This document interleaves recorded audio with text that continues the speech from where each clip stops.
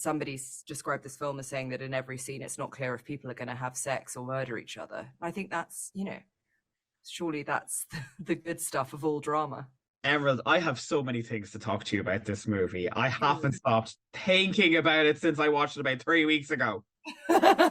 Jesus Christ, the most sexualist movie I've ever watched. Wow. You're welcome. When you watched it, when it was all finished and all that, how did you feel afterwards as someone it's your baby? I mean, I think I was just so thrilled and so proud of everyone. The thing is that everyone who made this film, the cast and the crew together, we were all of us determined to make something really complicated and sticky. And so it was just a thrill to watch it and to know that kind of everything, even those early assemblies, it had the feeling that I wanted it to. It kind of gave you that feeling of being sort of like, somebody kind of sticking their finger in a wound and wriggling it about a bit. I'm from Dublin in Ireland. We need to talk about Barry Keoghan. He is so amazing, and I can't see anyone else in that part now. He was made for it. He was made for it. I mean, he's absolutely one of the most compelling performers in the world. I'd seen him in Killing of a Sacred Deer, and I just thought, I remember watching that spaghetti scene like so many of us did who watched it, thinking, who is this boy? Like, who on earth is this boy? I couldn't take my eyes off him. And then when it came to casting Saltburn, when we started having those kind of conversations, I just couldn't get him out of my head, because this is a kind of gothic, it's a very gothic film in lots of ways, and it needed a kind of gothic Byronic hero, the sort of the character that you sort of can't help but fall in love with, even if it's against your better judgment. And that's, I think, what Barry just has in spades. He's got this kind of stealth power that is so unbelievable to watch. He is one of the biggest messers I know. I have two friends of mine who know him really well. And I kind of just feel it's like when a dog goes into a school, you don't know where it's going to go. It's just that excitement. But that's what's so brilliant. That's what's so brilliant about Barry, though, is he's completely, he's endlessly surprising, and that's the thing I don't want. I'm not interested, I think, in things that are straightforward. I don't think we as characters are straightforward. I mean, like us as people.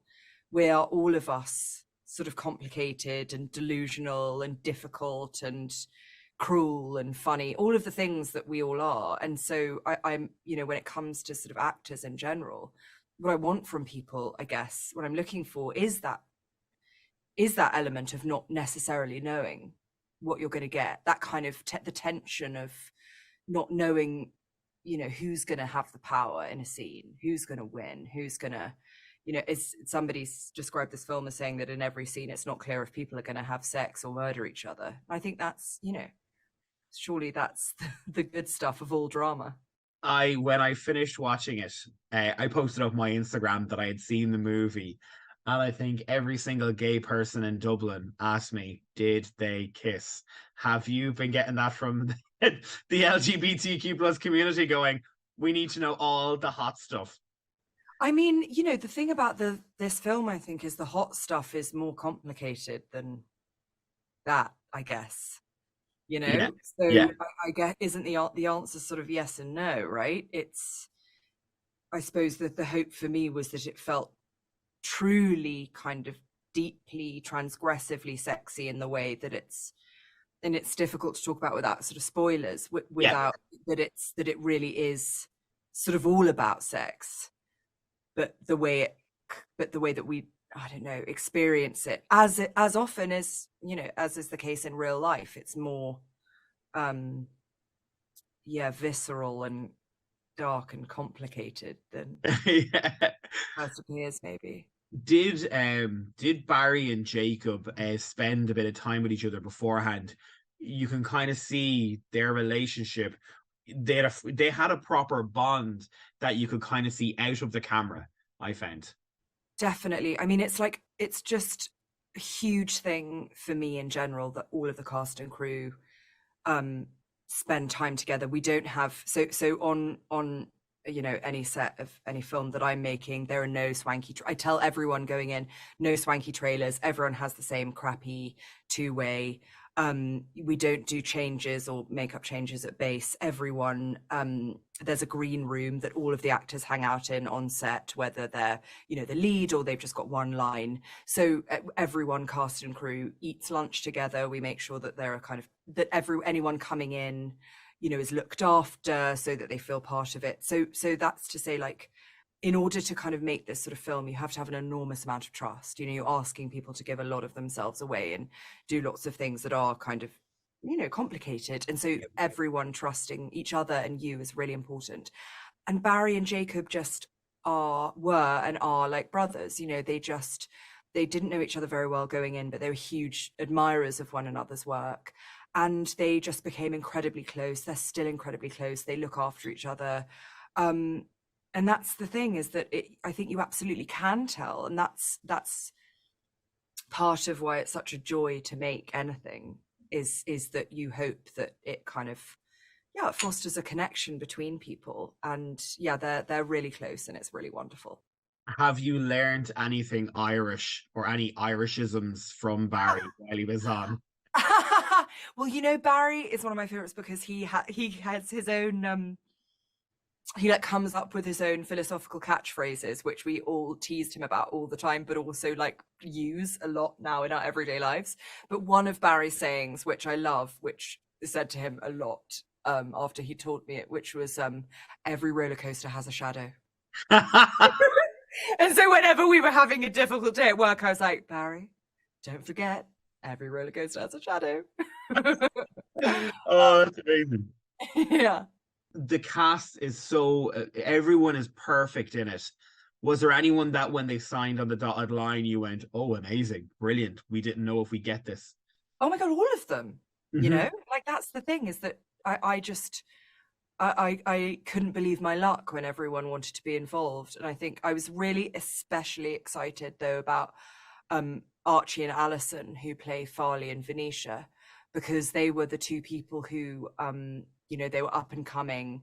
I wasn't aware of them before this film, or I was a bit aware, and they were just so spectacular. They both just did the most unbelievable auditions. And so I think getting them, it's so much the thrill of getting, people like Richard and Rosamund and Barry and Jacob, like, what a joy. And Paul Rees, who plays Duncan, who's also incredible, Duncan the butler. But when our amazing casting director Carmel, when she finds two people that you don't know and who are just that good, that's just as much of a thrill. On the week after I watched it, I went to London to see my friends, and we were in a pub, and I sat beside Sophie Ellis-Bextor, and I just turned around. I was like, I have to say something. And she looked at me, and I was like, no, I'm not asking for an autograph or anything. I was like, I work in a radio station, and I've watched Saltburn. For the next 15 minutes, we had a chat. Can I just say she loves it? She's seen it already and thinks it's amazing. I know. Oh, that's so wonderful. I saw her just after she'd seen it, to both beg apology or forgiveness if she didn't, but luckily she loved it. And I think that's the thing about making a film, making any film, but certainly making a film like this. It's sticky, and there are so many ways of making films that that people can absolutely love in the moment and leave and never think about again. The thing that you really want to do is make something that people want to talk about, that everyone feels differently, that everyone feels like they've seen a slightly different film.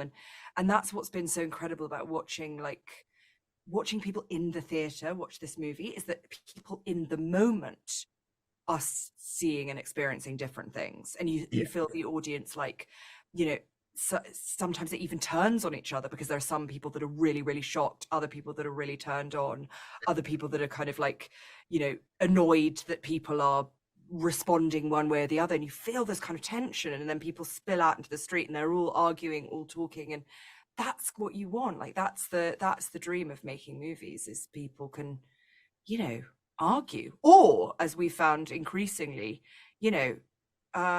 we've ended up with a lot of Saltburn one night stands. A lot of successful dates after watching Saltburn. Emerald, I could have talked to you for ages. I absolutely love the movie. Best of luck with it. It's just so good. Thank you.